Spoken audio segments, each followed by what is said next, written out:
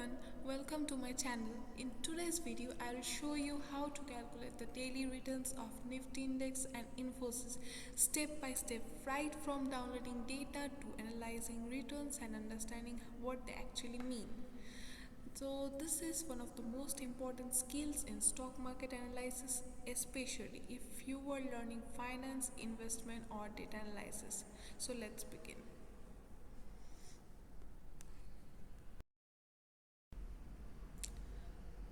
So to start, first we need historical price data, so you can easily get it from either Yahoo Finance, NSE India or Bloomberg if you have access. So first I will go to NSE India index. So as you can see that I have typed Infi price, so you can easily go to NSE India website and then you can type Infosys Limited and then from there you can easily get the data. So I have typed Infi price, so then I will go to NSE India website. So here I will get the data, that is from historical data. From historical data I will get the price, that is the closing price. So I need 1 year closing price, 1 year data of Infosys, and then from here I will choose this 1 year option and it will automatically, the date will get changed. If it will not get changed, then we have to type the date also. So then this will come and I will simply download the CSV file. So my CSV file has been downloaded and now I will check the closing price. So now see that I have opened that .csv file and this 1 year historical data is available with me. So actually we only need this closing price one, this each column, and from here we can see that there are total 247 datas except this upper heading columns. So now we'll download the same for NSE also. So now I have searched for Nifty 50 share price, that is the historical data also. So now I will go to NSE India website.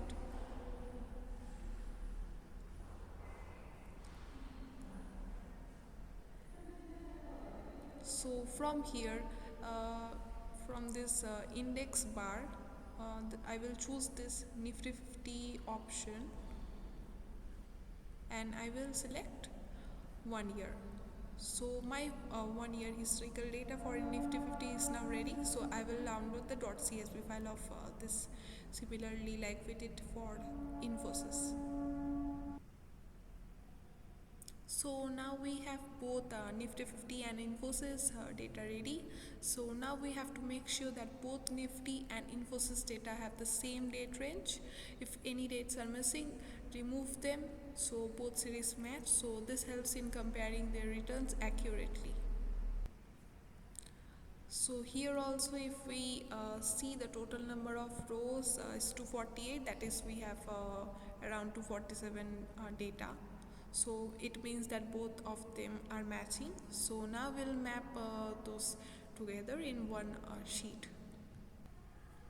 So now we'll copy this date column, whole date column, and we'll paste it in our master sheet.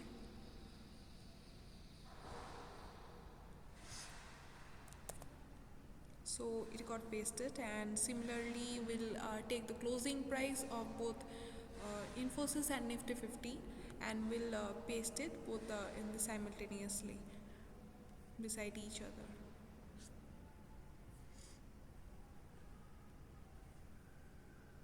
So here's the closing price of Infosys, readily available, and here's the closing price of Nifty 50. So we'll paste this here. So as we have now data of both of them, so we'll now rename the headings of both of them as Nifty 50 closing price and Infi closing price. So this is the Infosys closing price. Infosys closing price, and this is the Nifty 50 closing price.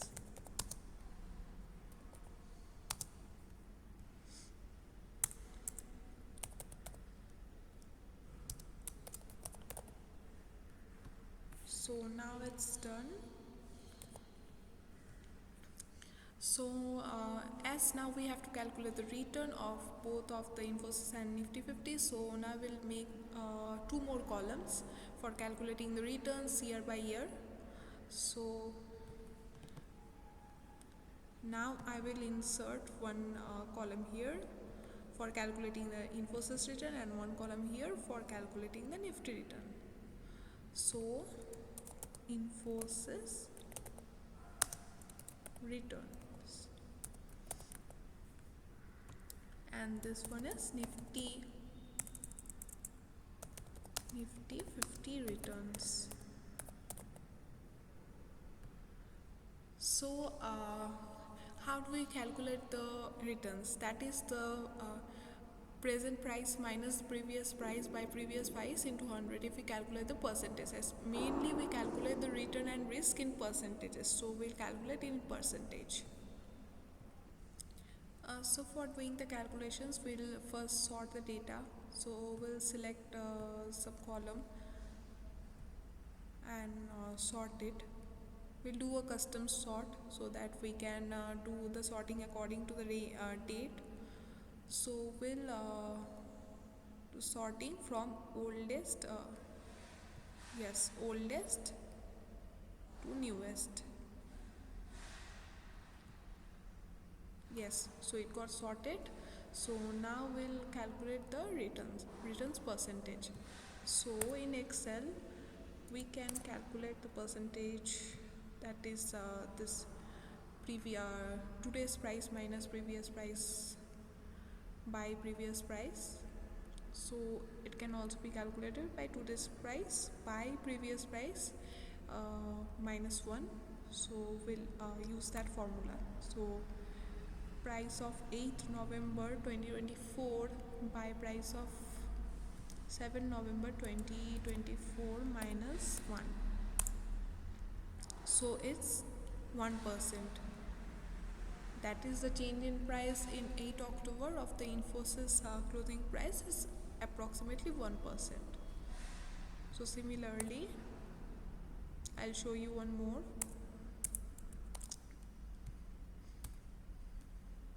This one minus 1. Okay, so in 11 October we can interpret that the price got changed by 2%. So now we'll simply expand it, and the return will get calculated for all. So similarly for Nifty 50 also, let's calculate. So this by this minus 1. Okay, so here the change, like percentage change got decreased, that is the closing price got decreased by approximately 0.2%. Okay,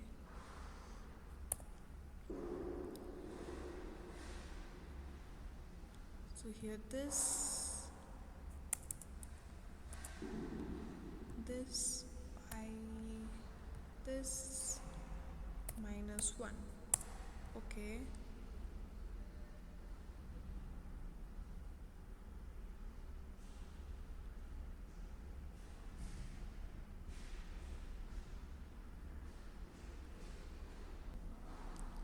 so now we'll calculate the annual return of Infosys as well as the annual return of Nifty. So here's the annual return of Infosys, and similarly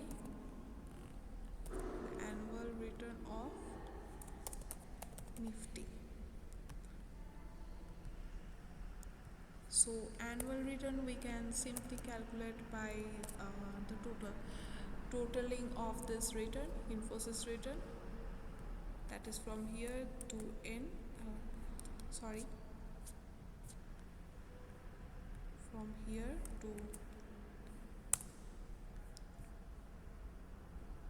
here. So it's actually giving 18% return but in negative sign. Similarly for Nifty 50 we can calculate the annual return.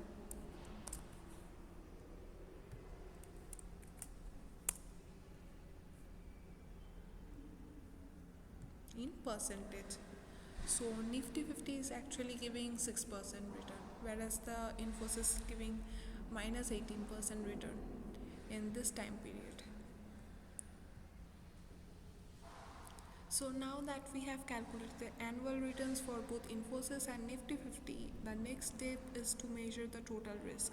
So total risk simply means how much the returns fluctuate, or in other words how volatile the stock is.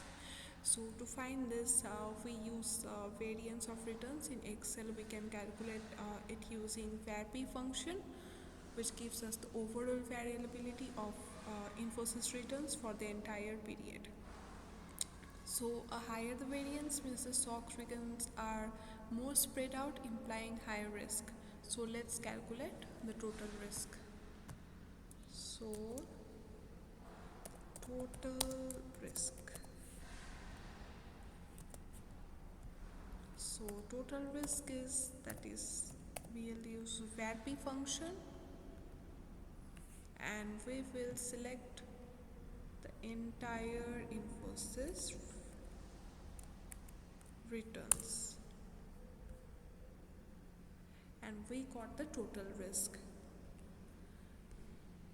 So now that we have calculated the total risk, then we move to calculate the beta of Infosys with respect to Nifty 50. So what actually beta tells? So beta tells how sensitive Infosys is to movements in the overall market. So to calculate beta, we take the covariance between Infosys and Nifty returns and divide it by the variance of Nifty 50 returns. So now we'll calculate it in Excel. So beta. So covariance of this. Okay, covariance of this and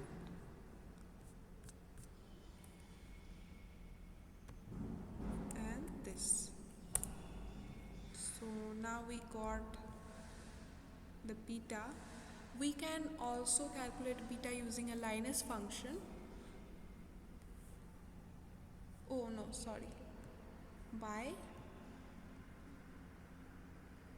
variance of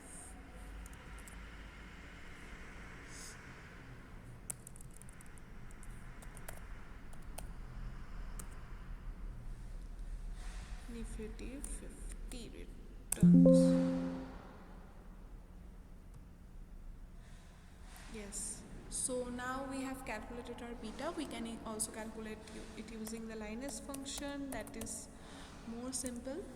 So similarly we'll take the Nifty 50 return, then this return.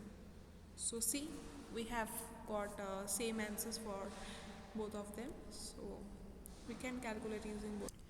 So from here we can interpret that if beta comes out to be around 1, so it simply means that Infosys moves almost in the line with Nifty, and if it's greater than 1, then we can say that Infosys is more volatile than the market, and if it's less than 1, then we can say that it's almost stable. Here the beta is slightly greater than 1, so we can almost interpret that it's almost in line with the Nifty. So now we'll move to calculating the beta slope. So now if we calculate the beta slope, we'll also, by slope function, we'll also get the same result. So let's look into it. So beta using that slope function.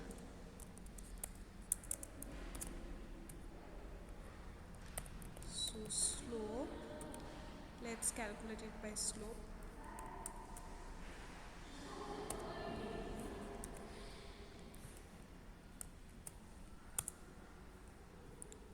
Yes, so we got the same answer. So now we'll calculate systematic and unsystematic risk. So before calculating, let's first talk about what actually they are. So total risk of a stock can actually be divided into two parts, that is systematic and unsystematic risk. So systematic risk is the market related risk that affects all the companies, like changes in interest rate, inflation or economic conditions also. So it cannot be actually avoided and is measured by beta. Whereas the unsystematic risk, company specific risk, like factors like management issues, competitions or product failures. So this part can be actually reduced by diversifying the portfolio. So total risk actually is the sum of systematic risk and unsystematic risk. So let's calculate the systematic risk first. So systematic risk is, okay, systematic risk. So systematic risk is the beta square, that is this which we have calculated. So beta square into the variance of this Nifty 50 index. So this square to the variance of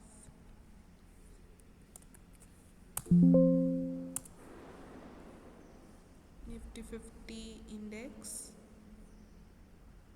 So now let's calculate the unsystematic risk. So unsystematic risk, as we know that systematic risk plus unsystematic risk results in total risk. So unsystematic risk will be total risk minus systematic risk. So unsystematic risk equal to total risk. Total risk we have calculated, so minus this systematic risk. Yes. So this systematic risk and unsystematic risk we have calculated. Have that prayer broken down everything into beta, systematic risk, unsystematic risk, step by step. So now let's understand why this breakdown is actually important. So this breakdown is important because it helps investor understand what risk can be diversified away and what risk is inherent to market. In other words, even if we hold a well diversified portfolio, systematic risks still remain, but unsystematic risk can be minimized. So, by analyzing this risk, we can get a complete picture of Infosys risk profile relative to Nifty 50, which is essential for making informed investment decisions. So from our calculation, we can see that Infosys has higher unsystematic risk compared with systematic risk, almost twice. This means that a significant portion of its total risk is company specific and can be reduced by holding a diversified portfolio of different stocks. So for investors, this tells us two things mainly. That is, diversification is important to manage company specific risk, and we should also consider the expected return relative to the remaining market risk, that is systematic risk, before making any investment decision. So in short, while systematic risk cannot be avoided, unsystematic risk can be minimized, and combining risk and return analysis helps investor make more informed and balanced investment choices. So if you found this video helpful, don't forget to like, share and subscribe to the channel. And if you have any suggestions or want me to cover up more videos or more topics like this, then let me know in the comments below. So see you in the next video. Bye bye.